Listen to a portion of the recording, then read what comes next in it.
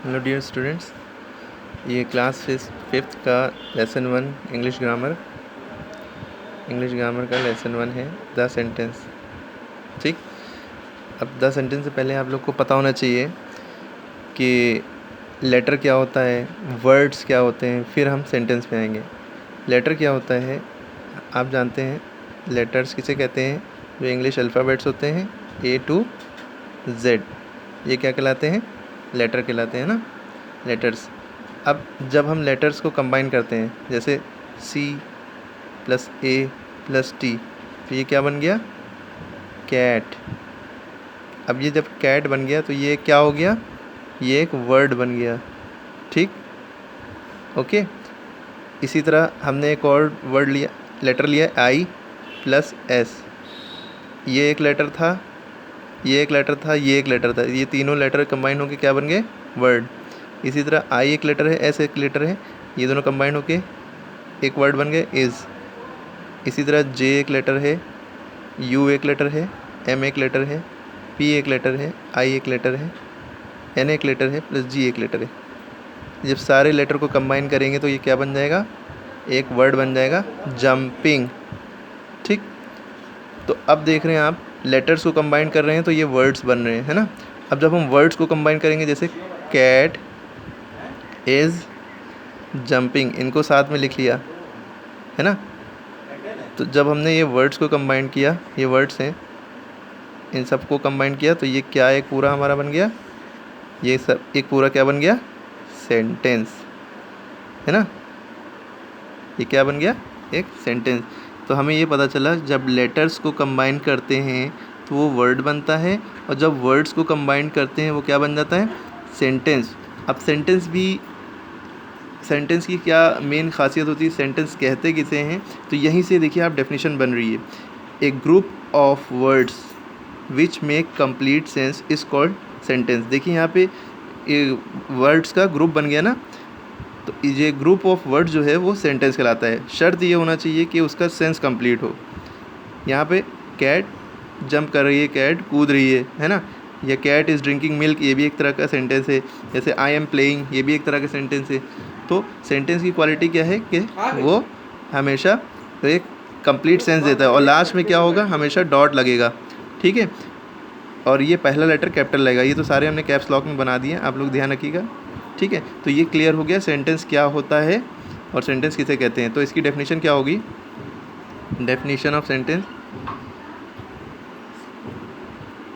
a group of words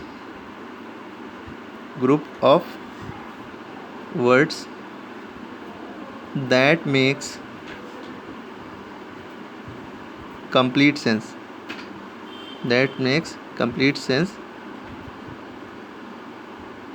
is called sentence। ठीक, तो sentence क्या होता है ये क्लियर हो गया। अब बात आती है कि सेंटेंस कितना बड़ा होता है, छोटा भी हो सकता है, बड़ा भी हो सकता है। सेंटेंस, जैसे सेंटेंस एक लेटर, एक सब दुनिया का सबसे छोटा सेंटेंस अगर बात करें, अगर कोई पूछे कि दुनिया का सबसे छोटा सेंटेंस क्या है, तो सेंटेंस एक वर्ड का भी हो सकता है। तो दुनिया का जो सबसे छोटा सेंटेंस है वो खाली गो मीन्स जाओ, ये दुनिया का सबसे छोटा सेंटेंस है। इससे छोटा सेंटेंस नहीं हो सकता। ठीक, तो क्यों ऐसा है? क्योंकि गो एक वर्ब है, और वर्ब जो है सेंटेंस का हार्ट होता है, सेंटेंस का दिल होता है। अगर वर्ब नहीं होगा तो सेंटेंस ज़िंदा नहीं रह सकता, ऐसा समझ सकते हैं, सेंटेंस बन नहीं सकता। तो हम ये कह सकते हैं सबसे छोटा वर्ब क्या है? गो है। तो सबसे वर्ब जो है is the heart of the sentence, ये भी बात क्लियर होगी। अगर वर्ब नहीं होगा तो सेंटेंस कंप्लीट नहीं माना जाएगा। गो एक वर्ब हो गया। अब सेंटेंस एक वर्ड का भी हो सकता है, सेंटेंस दो वर्ड का भी हो सकता है। जैसे फायर बर्न्स, आग जलती है, तो ये फायर क्या हो गया? मेन वर्ड या नाउन इसको कह लिए, और बर्न्स एक वर्ब हो गया, जलती है। तो सेंटेंस खाली वर्ब से भी बन सकता है, मेन वर्ड और वर्ब का कम्बिनेशन बन के भी सेंटेंस बन सकता है। और सेंटेंस और भी बड़ा बन सकता है, सेंटेंस इतना बड़ा भी हो सकता है: a boy in the corner is my friend. तो सेंटेंस इतना बड़ा भी हो सकता है। तो आपको क्लियर होगी बात कि सेंटेंस एक वर्ड का भी हो सकता है, 2 वर्ड्स का भी हो सकता है और मैनी वर्ड्स का भी हो सकता है। क्वालिटी क्या है कि सेंटेंस की पहचान क्या है, सबसे पहला लेटर कैपिटल होना चाहिए और लास्ट में डॉट लगना चाहिए। अगर क्वेश्चन है तो लास्ट में क्वेश्चन मार्क लगेगा, एक्सक्लेमेटरी क्वेश्चन है एक्सक्लेमेटरी तो एक्सक्लेमेशन का मार्क लगेगा।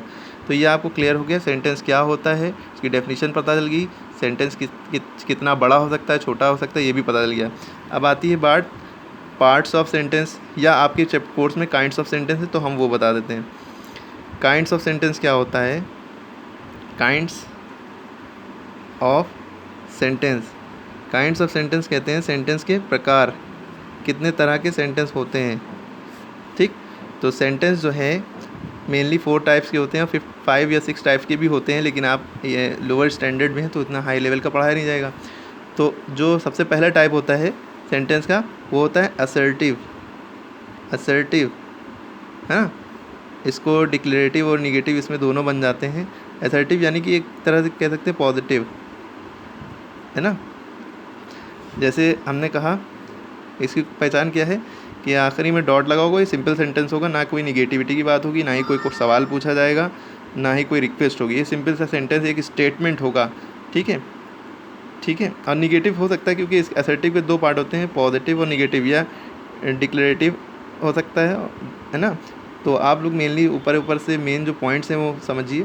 तो असर्टिव में क्या हो जाएगा, जैसे ही इज़ रनिंग, वो दौड़ रहा है, ये हमारा क्या हो गया, असर्टिव हो गया। ठीक, अब दूसरा हमारा पार्ट आता है, सॉरी काइंड ऑफ सेंटेंस हम कह सकते हैं इंट्रोगेटिव, इंट्रोगेटिव, इंट्रोगेटिव है ना। इंट्रोगेटिव में क्या है कि लास्ट में क्वेश्चन पूछा जाएगा, जैसे हु आर यू, तो ये हो गया इंट्रोगेटिव।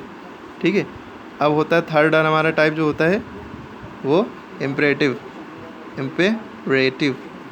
इम्परेटिव में 3 चीज़ें होती हैं, पहला होता है ऑर्डर, दूसरा होता है रिक्वेस्ट, तीसरा होता है एडवाइस।